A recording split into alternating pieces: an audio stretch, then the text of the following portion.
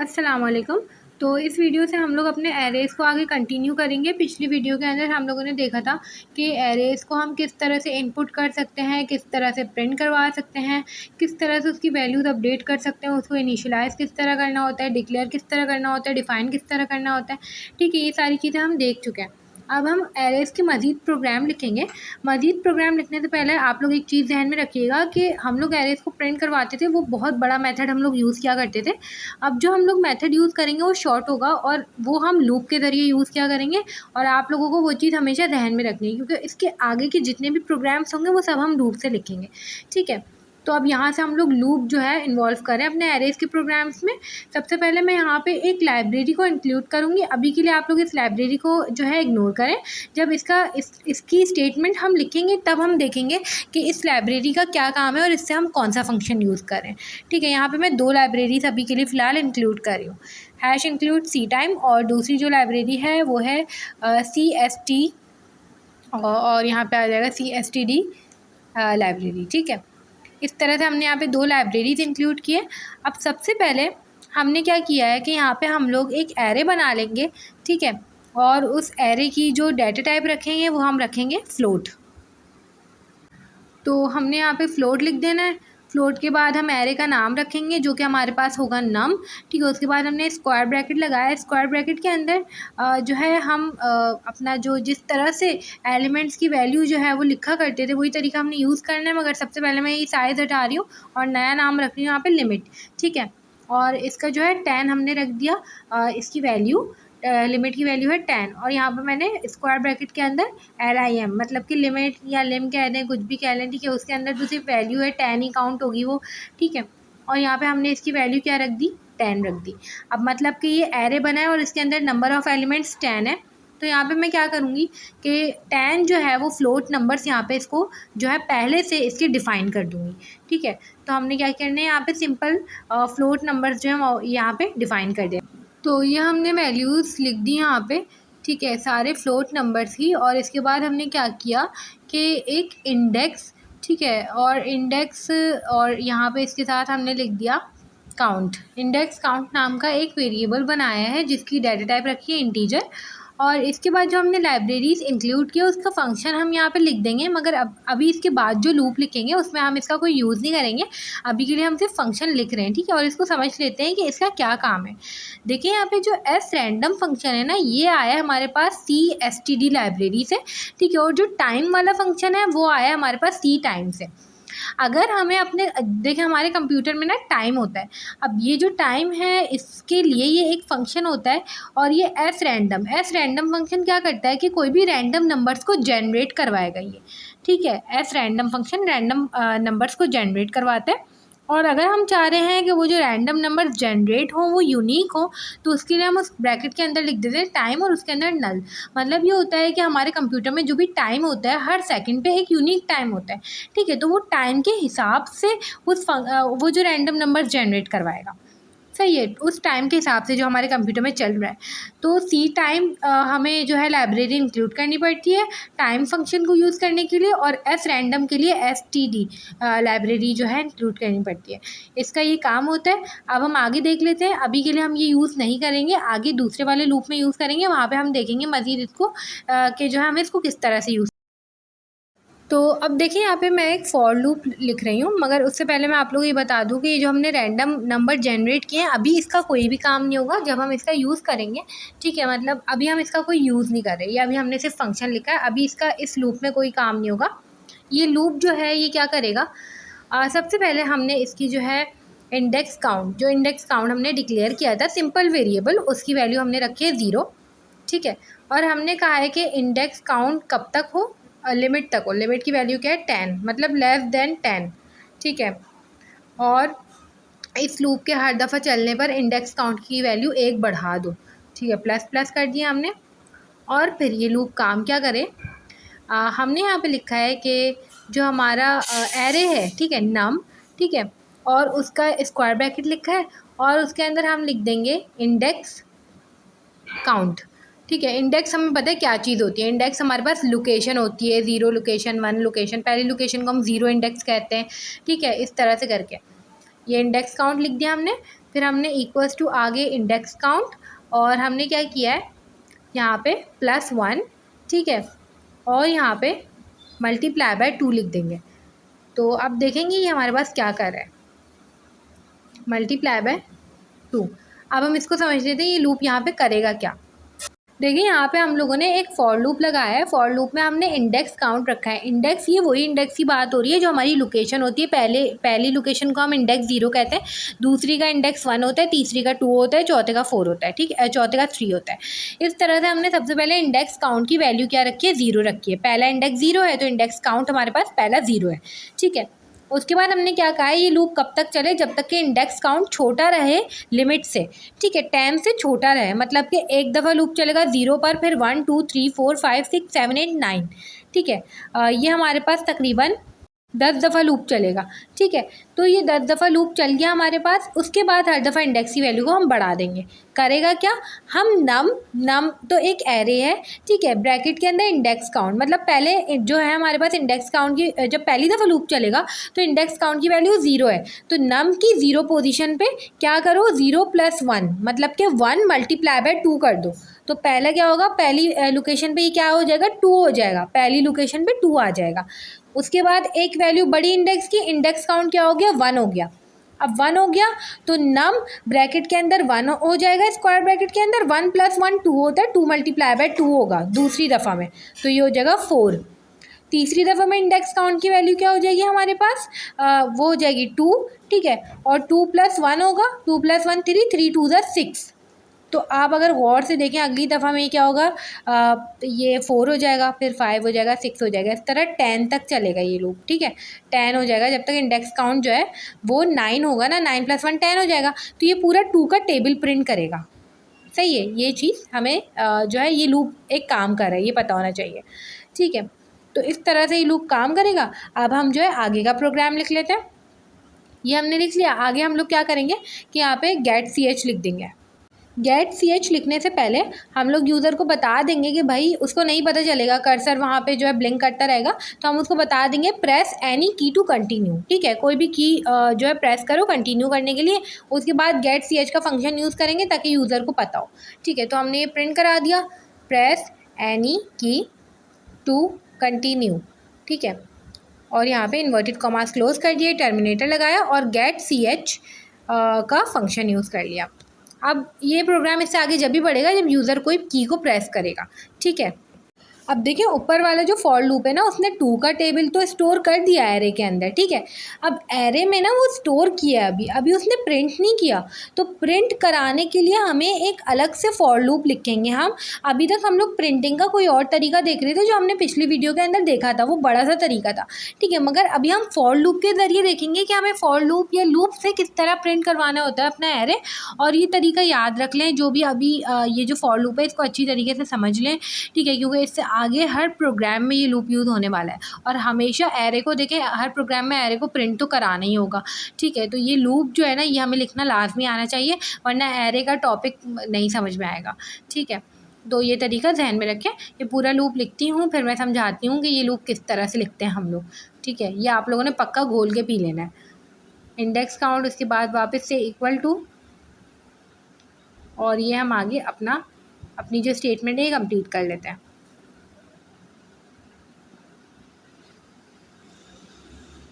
तो ये हमारे पास कंप्लीट हो गई। अब हम देख लेते हैं कि लूप जो है वो किस तरह से हमने लिखा है।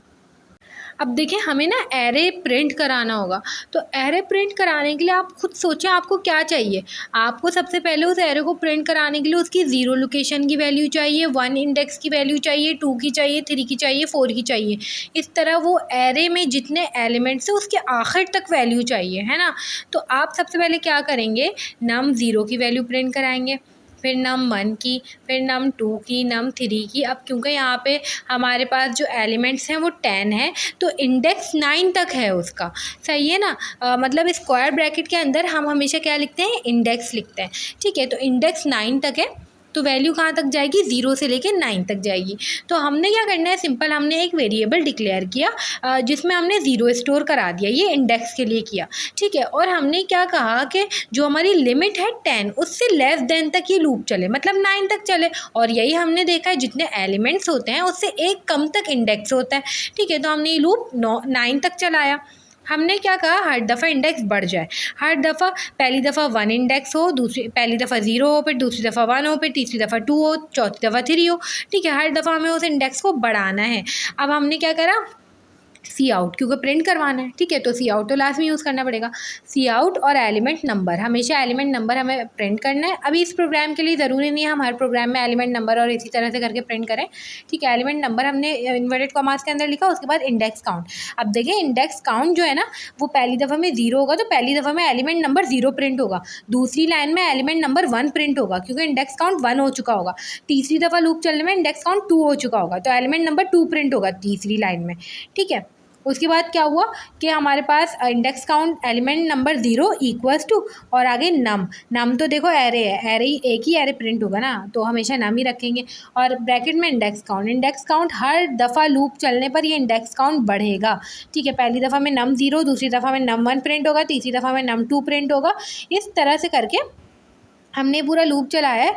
और हमने आखिर में क्या किया है, जब ये पूरा लूप चल जाए, ठीक है, तो हमने एंडल कर दिया। एंडल का मतलब क्या है कि 2 दफ़ा एंडल लिखा है, इसका मतलब यहाँ पे 2 दफ़ा लाइन चेंज होगी, ठीक है। अब हम देख लेते हैं कि अब ये किस तरह से हमारे पास जो है प्रिंट होगा, इसको करके आउटपुट स्क्रीन में चेक कर लेते हैं। अब देखिए यहाँ पे प्रेस एनी की टू कंटिन्यू आया क्योंकि हमने गेट ch कमांड लिखी थी, हमने कोई भी की प्रेस कर दी और यहाँ पे सारे जो एलिमेंट नंबर हैं वो पहले 2 4 6 8 10 12 14 जो सारा प्रिंट हुआ था ऊपर वाले लूप से, जो सारा स्टोर हुआ था एरे के अंदर, और नीचे वाले लूप से हमने उसको प्रिंट भी करा दिया, ठीक है। तो इस तरह से हर अलग अलग लाइन में प्रिंट हुआ। अलग अलग लाइन यहाँ पे कैसे आई है, हैंडल तो हमने बाहर यूज़ किया है, ये सोचने वाली बात है ना। मगर देखें हमने जो \n है वो तो अंदर ही यूज़ किया है ना सी आउट के साथ, तो इसलिए यहाँ पे अलग अलग लाइन में प्रिंट हुआ है, ठीक है। अब हम यहाँ पे एक और चीज़ करके देखेंगे। मैं यहाँ से ये पूरी लाइन कॉपी करूँगी, ठीक है, और मैं यहाँ पे इसको पेस्ट कर देती हूँ। अब हम लोग जो हमने फंक्शन जो है एस रैंडम और टाइम नल ये सब हम यूज़ करेंगे अभी इस वाले लूप में, ठीक है। और हम क्या करेंगे कि ये जो हमारे पास फंक्शन है इससे हम रैंडम नंबर्स जनरेट करवाएंगे। किस तरह से करवाएंगे, पहले पूरा लूप लिख लेते हैं फिर देखते हैं, इसको समझते हैं। तो ये हम यहाँ पे जो है अपना कंप्लीट कर लेते हैं और यहाँ पे बिल्कुल हमने उसी तरह गेट ch लिख दिया। अब देखिए यहाँ पे हमने क्या किया है, हमने बिल्कुल इसी तरह से इंडेक्स काउंट को 0 रखा। ये लूप कब तक चलेगा, 10 दफ़ा चलेगा, जब तक इंडेक्स काउंट की वैल्यू 9 हो जाएगी। आखिरी इंडेक्स हमें पता है हमारे पास 9 है, ठीक है। हर दफ़ा ये इंडेक्स बढ़ेगा हर लूप के चलने पर, हर आइट्रेशन पर, ठीक है। और जो है हमारे पास क्या होगा, हर दफ़ा लूप चलने पर जैसे पहली दफ़ा इंडेक्स काउंट 0 है तो नम 0 इक्वल्स टू नम 0 में स्टोर हो जाएगी कौन सी वैल्यू, पहली दफ़ा में नम 0 में स्टोर होगी, दूसरी दफ़ा में नम 1 पे स्टोर होगी, तीसरी दफ़ा में नम 2 में स्टोर होगी। 1 2 कैसे हो रहा है, इंडेक्स काउंट बढ़ता जा रहा है हर दफ़ा लूप के चलने पर। स्टोर क्या होगी, जो हम रैंडम फंक्शन यूज़ करते हैं, रैंडम फंक्शन को यूज़ करने का तरीका ये होता है, रैंड लिख दिया हमने और उसके बाद ब्रैकेट लिख दिया और मॉड्यूलो 100। अब देख लेते हैं मॉड्यूलो 100 हमने क्यों लिखा है। ये इसका रिमाइंडर लेगा 100 के साथ, इस पूरे को ब्रैकेट में क्लोज किया, आखिर में +1 कर देगा, ठीक है। मॉड्यूलो 100 जो है ना, ये हमने वैल्यू को फिक्स करने के लिए लिया है। मतलब जब हम इससे रैंडम नंबर्स जनरेट करा रहे हैं वो तो हमने RAND लिख दिया और उसके बाद ब्रैकेट लिख दिया, इससे रैंडम नंबर जनरेट हो जाएगा और अपनी मर्ज़ी से वो जनरेट कर देगा, ठीक है। मगर हमने उसको ये नहीं बताया कि भाई 2 डिजिट का करो, 3 डिजिट का करो, 4 डिजिट का करो, हमने ये तो उसको बताया नहीं है। तो ये प्रोग्राम ना एक फ़्लो में नहीं रहेगा। फ़्लो में मतलब कि क्या पता वो मतलब हम चाह रहे हैं कि भाई या तो वो 2 डिजिट का करे तो सबको 2 डिजिट का करे, कहीं ऐसा ना हो एक को वो एक इंडेक्स में वो डाल रहा है 2 डिजिट का और एक इंडेक्स में वो डाल रहा है 6 डिजिट का, तो ये तो प्रोग्राम बिल्कुल आउट ही हो गया। तो इसको हमने बस अपनी पसंद के लिए हमने क्या कहा है कि भाई प्रोग्राम को एक फ़्लो में लाने के लिए हम सारे नंबर्स एक ही डिजिट के करवाना चाह रहे हैं। तो ये जो 100 की कंडीशन लगाई है हमने मॉड्यूलो 100, ये करेगा क्या, हर नंबर को जो है वो डिवाइड बाय 100 कर देगा। अब जैसी मतलब कि वो जैसी डिवाइड बाय 100 करेगा तो उसका जो रिमाइंडर आएगा ना, रिमाइंडर उसमें +1 करके वो वैल्यू डालेगा। अब ये हम देखते हैं कि ये किस तरह से वैल्यूज़ क्या आएंगी और किस तरह से ये मज़ीद इसको समझते हैं। अब देखें फॉर एग्जांपल हमने यहाँ पे 3 नंबर सपोज़ कर लिए 102, 539 और 5003, ठीक है। और यहाँ पे हम जितना भी बड़ा नंबर सपोज़ कर लें, जो भी नंबर सपोज़ कर लें, अगर हम उसको देखें 100 से हम डिवाइड करें तो यहाँ पे देखिए रिमाइंडर हमारे पास क्या आ रहा है, या तो 2 आया, फिर 39 आया, 3 आया। तो जब हम देखेंगे ना कि नंबर्स को जब हम डिवाइड करेंगे तो उसका रिमाइंडर 0 से लेके 99 तक आ सकता है, सही है। जब हम 100 से डिवाइड करेंगे तो हमें ये पता चला कि 0 से लेके 99 तक आ सकता है। तो हमने एक ये वो बना दिया, एक प्रोग्राम का फ़्लो बना दिया। हमने एक रेंज रखनी थी 1 से लेके 100 तक की, ठीक है। इस चीज़ को अभी हम मज़ीद समझते हैं। 1 से लेके 100 तक कैसे करेंगे, हम इसको प्लस करके करेंगे। +1 कर देंगे, 0 में +1 करेंगे, ठीक है, और आखिर में 99 में भी +1 हो जाएगा। मगर अभी के लिए फ़िलहाल हमें ये समझना है कि हमने 100 से जिस भी नंबर को डिवाइड करेंगे तो आंसर हमारा 0 से लेके 99 के दरमियान ही आएगा। आप लोग करके भी चेक कर लें। और जो हमारे पास 100 से छोटे नंबर्स अगर जनरेट हो गए तो वो 100 से डिवाइड ही नहीं होगा, तो उसका रिमाइंडर ही नहीं आ सकेगा। तो इस वजह से हमारे पास जो रिमाइंडर्स आएंगे वो 0 से लेके 99 तक आएंगे। तो सिंपल हमने क्या किया, ये देखा कि वो 0 से लेके 99 तक हमारे पास जो है नंबर्स जनरेट कर देगा अगर हम उसका मॉड्यूलर लेंगे 100 के साथ, ठीक है। उसके बाद हमने +1 कर दिया। +1 इसलिए किया है क्योंकि हम जो एक रेंज रखना चाह रहे हैं वो 1 से लेके 100 तक ही रखना चाह रहे हैं। तो हमने देखा 0 से लेके 99 तक नंबर्स जनरेट हो जाएंगे जब हम मॉड्यूलो लेंगे 100 के साथ। मगर क्योंकि हमें 1 से लेके 100 तक की रेंज रखनी है, आप लोग की मर्ज़ी, आप लोग जो भी रेंज रखें, ठीक है। ये हम ऐसे ही हम लोगों ने 1 से लेके 100 तक का सोचा तो हमने +1 कर दिया। 0 में भी +1 करें तो हमारे पास 1 से शुरू होगा ये नंबर, और 99 में +1 करें तो 100 पे एंड होगा, ठीक है, सिंपल। उसके बाद हमने क्या किया है कि प्रेस एनी की टू कंटिन्यू, और ये हमारे पास इस तरह से प्रोग्राम लिखा है। अब हम इसको रन करके चेक कर लेते हैं। तो ये हमारे पास आउटपुट स्क्रीन आ गई, और जैसे ही हमारे पास आ गई सबसे पहले तो ये हमें प्रेस एनी की टू कंटिन्यू बोलेगा। उसके बाद जो है हमने प्रेस कर दी, इसने सारा जो है 2 का टेबल प्रिंट कर दिया। उसके बाद इसने क्या किया, रैंडम नंबर्स को जनरेट कर दिया। रैंडम नंबर्स जनरेट किया है, देख लें सबकी रेंज जो है वो 1 से लेके 100 के दरमियान है सारे नंबर्स की, और ये इसने ख़ुद से जनरेट किए हैं, ठीक है। तो इस तरह से हमने ये वाला प्रोग्राम लिखा था। अब देखें, अब मैं यहाँ पे एक ऐसा लूप लिखूँगी। हमने प्रिंट कराने का लूप तो देख लिया कि जब हमें प्रिंट कराना होता है तो हम एक लूप लिख लेते हैं, ये लूप हमें समझ भी आ गया, ठीक है। मगर हमें अब एक इनपुट कराने का लूप भी देखना है कि हमें इनपुट कराना हो तो इनपुट के लिए भी तो हम इतना बड़ा मेथड यूज़ कर रहे थे, हर इंडेक्स पर अलग अलग इनपुट देना पड़ेगा हमें, है ना। तो इसलिए हम उसके लिए एक ऐसा लूप लिखें कि हमारे पास वो भी लूप से ही हो जाए। तो ये इनपुट और आउटपुट का लूप तो आप लोगों ने हमेशा याद रखना है, ठीक है। उसके बाद मैं यहाँ पे अभी ये लूप लिख रही हूँ, ये क्या करेगा, इनपुट लेगा, ठीक है, और एरेज के जो हमने एरे बनाया उसके अंदर स्टोर करेगा, और वो इनपुट जो हम यूज़र करेगा, ठीक है, उसको फिर प्रिंट कराने के लिए हम वापस से वही वाला लूप कॉपी पेस्ट कर देंगे, सही है। तो अभी हम इनपुट का लूप लिख रहे हैं, उसके बाद समझते हैं कि यहाँ पे ये किस तरह से काम करेगा। तो ये हमने यहाँ पे लूप लिख लिया है, ठीक है।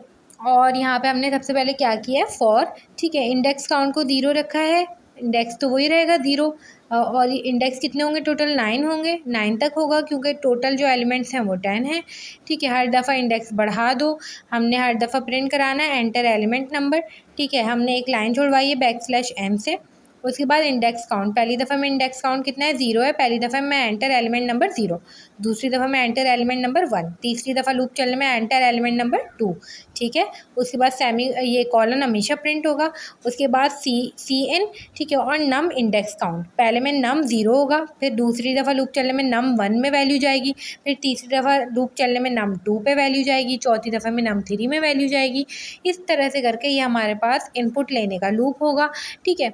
और अब हम यहाँ पे एक काम करते हैं, हमने देखिए सिंपल लूप तो प्रिंट करवा दिया और हमें पता है कि लूप को किस तरह से प्रिंट करवाना होता है। हम यहाँ पे एक काम करते हैं कि ये जो हम इनपुट ले रहे हैं इसमें हम इसको अपडेट कर देते हैं, इनकी वैल्यूज़ को, ठीक है।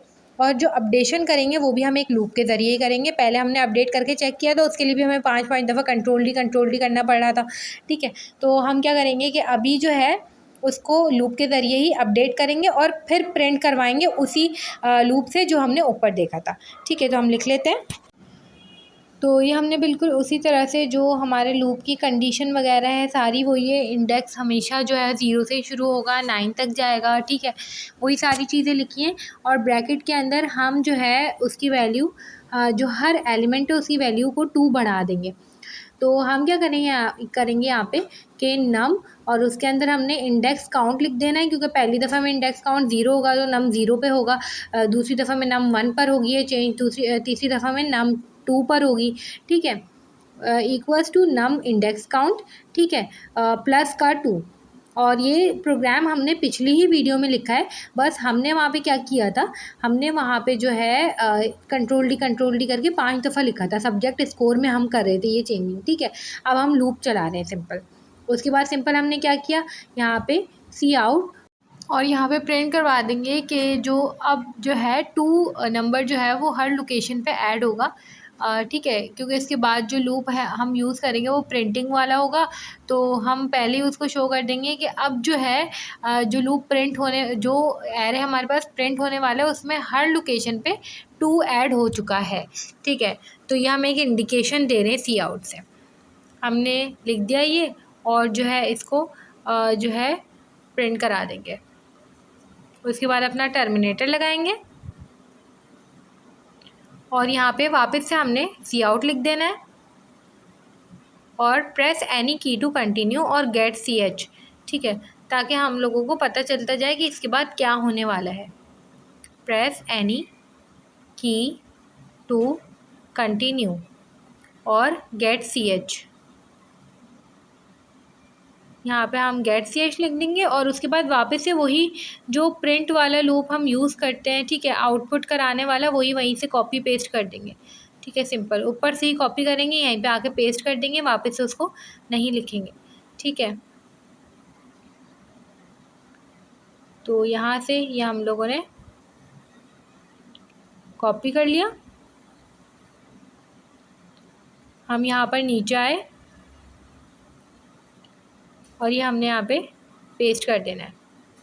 ठीक है, तो ये हमारे पास हमने लिख दिया। अब हम सिंपल क्या करेंगे, इसका आउटपुट करा के चेक करेंगे कि हमारे पास किस तरह से रिज़ल्ट आएगा। जो भी हम यूज़र जो है वैल्यू उसके अंदर डालेगा वो 2 बढ़ जाएगी और फिर वापस से एरे जो है वो प्रिंट होगा। ठीक है, तो ये हमारे पास आउटपुट स्क्रीन आ गई। सबसे पहले वही सारे 2 का टेबल जनरेट हुआ है, उसके बाद इसने रैंडम नंबर्स जनरेट किए हैं, एंटर एलिमेंट नंबर 0।